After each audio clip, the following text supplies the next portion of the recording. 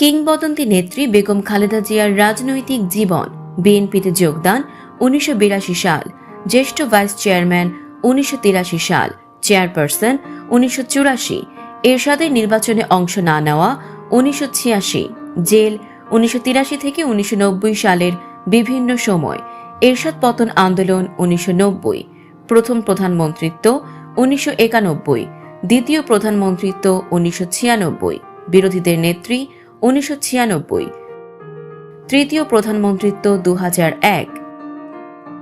পুনরায় জেল 2007, মুক্তি 2008, 1/11 জেল 2008, প্রধান বিরোধী দলীয় নেতা 2008, বাড়ি থেকে বের করে দেওয়া 2010,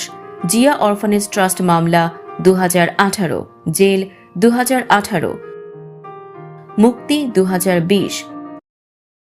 নির্বাচন বর্জন 2014, 2018 ও 2024 সালের, জীবনাবসান 2025।